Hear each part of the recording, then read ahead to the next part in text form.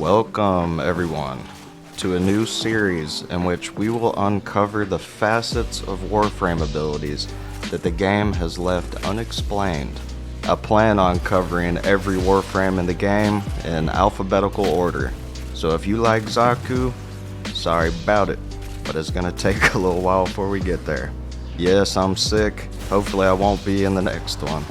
Here are the A through B Warframes, let's get to it. Starting with our sneaky friend, Ashe. His first ability is called Shuriken, in which he launches out shurikens.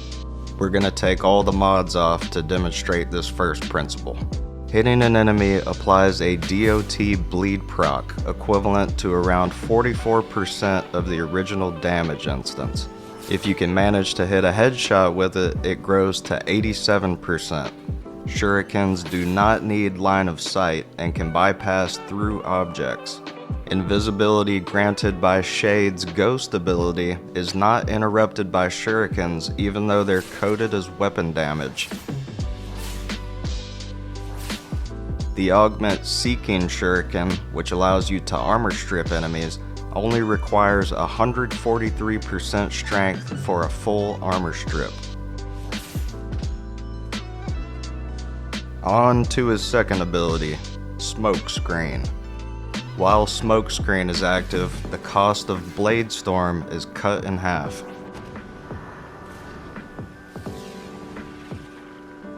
Smokescreen also staggers nearby enemies. Pretty exciting stuff. On to Teleport. Using Teleport on an enemy selected with Blade Storm allows you to join your shadow clones, doing damage equivalent to theirs. This maneuver is free to cast, but for some reason you still have to have enough energy to do it. Teleport can also be used to quickly travel to allies, companions, and defense objectives. And that brings us to Blade Storm. Attack speed mods do work on your shadow clones, but it's capped at 1.5, even though it will show you a number greater than that. Finisher damage mods like Covert Lethality and Finishing Touch do work and are great options for the shadow clones. Since their damage output is directly tied to their combo multiplier, it's a good idea to use things like Blood Rush and Weeping Wounds, as well as combo duration mods. The Gladiator set also works quite well. Since kills by your shadow clones are coded as finisher kills, it does proc Arcane Trickery.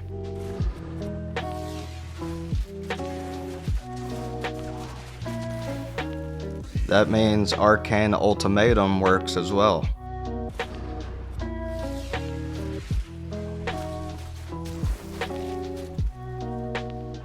Arcane Fury also works, granting your shadow clones extra damage. Ashe is one of the best endurance frames in the game, since he can do big damage from the shadows. Just focus on always keeping your combo multiplier at 12x so you can get the most out of your shadow clones, and you can pretty much sit back and coast. Next in line is Atlas. Starting with his first ability, Landslide, which can be modded via his Landslide Fists. Attack speed mods have no effect, which means Spoiled Strike has no negative. Landslide can proc Arcane Reaper, which is a great choice for him. Landslide's damage is also directly tied to combo multiplier, encouraging you to keep it at 12x. Range and energy costs are also tied to combo multiplier, improving every punch and then resetting after 3.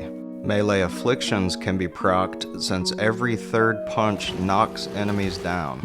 That's 2 separate reasons to do your punches in sets of 3, people. Killing a petrified enemy with your first ability drops a special kind of rebel. It grants an additional 50% health and armor compared to the normal rebel. Now let's look at this stupid frickin' rock he makes. Tectonic's health is determined by your strength plus 500% of your modded armor. It's invincible for the first 1 to 4 seconds you put it out, and it collects the damage it receives. You'll see when we mod on some strength and armor, it is much more durable. This also increases its damage output, since it considers your strength plus the damage it received. It returns that damage to enemies as slash damage. Are they ever gonna break this damn rock? There they go. You can see the remaining health of your rock at any time by looking just above it. Reactivating the ability sends it flying forward towards enemies, but it only does slash damage if it's received damage. Casting Petrify on it gives it double damage, velocity, and some additional range. That sounds like a good time to talk about Petrify. Petrify sends out a wave of stoning energy. The closer an enemy is to you when you cast it, the longer they will remain stoned. This cannot be refreshed until they're unstoned. You can speed up this process with casting speed, however. And finally, his rumblers. You cannot directly mod Atlas's rumblers. Instead, their size and damage are determined by Atlas's mods. Look at these little guys. Atlas's health, strength, armor, and shields all contribute to the rumblers. Look at these chunky boys now. They also have more health and armor and do more damage. They can also be buffed with Summoner's Wrath, and they can proc Arcane Camisado. The wiki says this does not buff their speed, but I don't know. I'm not sure. Reactivating the rumblers while they're near enemies inflicts blast damage and drops rubble. So ultimately, Atlas is the freaking one-punch man. I recommend doing your punches in sets of 3 so you can benefit from the extra range and efficiency, and try to keep your combo multiplier at 12x. Regularly petrifying enemies and getting kills with your rumblers will make sure there's plenty of rubble on the battlefield. That'll keep you healed and keep your armor high. I also forgot to show it, but apparently you can bullet jump in between punches to increase their range. Oh, Banshee. People just don't understand you. We're gonna start it off with Sonic Boom. One of the only interesting things I could find about this ability is that it ragdolls enemies, which allows you to put a heat proc on all of their limbs independently. I'm not even using Archon Vitality in this clip. With that, this would be nasty. You could also use it to push enemies off a cliff. That's just good, clean fun right there. Sonar. This one's lying to us right off the bat. They're not weak points, they're damage multipliers. So when you cast this and highlight an enemy's body part, you're not creating a weak point, you're creating a damage multiplier on that body part. It's also not directly on the highlight, it's on the body part that it's indicating. You can also stack this effect by getting multiple highlights on a single body part. This can also stack with a headshot multiplier bonus, giving you absurd damage. This Cerberus is unmodded, by the way. Damage over time effects are not supposed to be buffed by this multiplier. However, gas and electricity are, because they're able to target specific body parts. Worthy Camaraderie does not work with Sonar, so use something else. Silence. Just as misleading as Sonar is. Silence disables almost every single enemy ability in the game. It also deafens enemies to gunfire, but it does the same thing to the caster.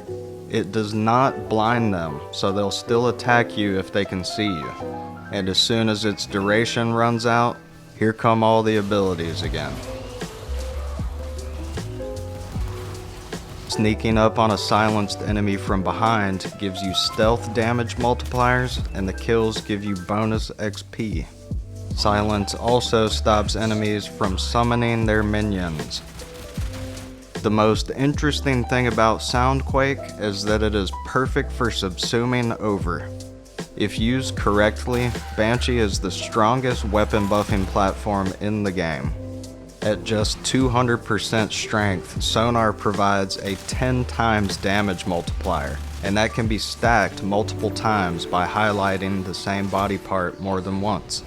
She can also disable almost every single enemy ability in the game, including alkalites, by the way. One weird thing to note about Silence though is for whatever reason it makes enemies pissed at your sentinel, so make that thing tanky if you're going to be using it. She can also use Silence to level up weapons faster by getting stealth kill bonuses. All in all, Banshee is a really strong frame that I don't see people using very often, so maybe you should give her a try. They really just need to do something about Soundquake, because that ability is horrible. Last on our list for today is Baruuk. Starting with his first ability, Elude.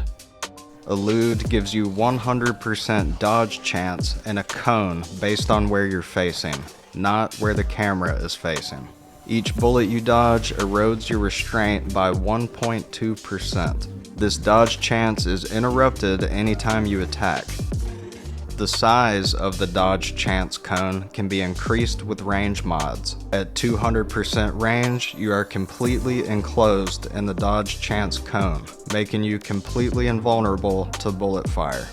As I already mentioned, firing a weapon interrupts this dodge chance, but charging a weapon does not. This makes weapons like the Vidaria a great option for Baruuk. Elude also doubles the seeking range for the daggers created by Desolate Hands. Next up is Lull. What if I just threw you guys for a curveball and called it Lul? Lull grants 0.8% erosion for every enemy hit. It can be recast as soon as the timer runs out at the bottom of the screen, but it will not grant more erosion from the same enemies. Enemies lulled to sleep will be woken up from weapon damage. They will not be woken up by the daggers created by Desolate Hands. Modding for negative duration will allow you to recast Lull more often, which is useful for mission types where you move around a lot. Sleeping enemies take increased finisher damage and grant bonus XP for stealth kills. Lull can also be used for wildlife conservation, which feels much nicer to me than shooting these little guys.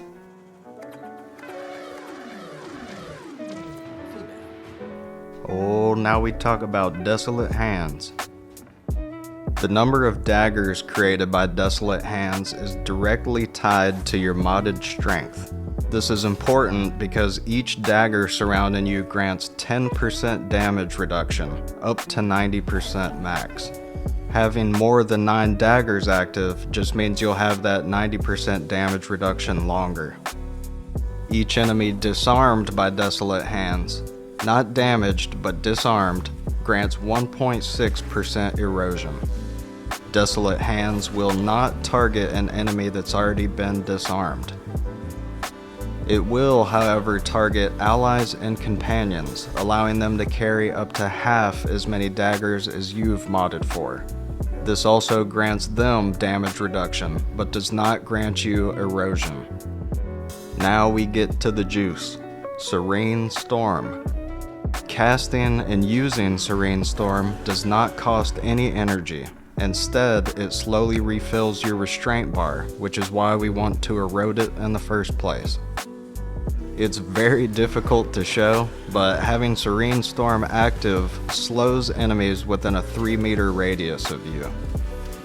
Every attack with Serene Storm is actually 2 attacks, one from Desert Wind and one from Wind Waves.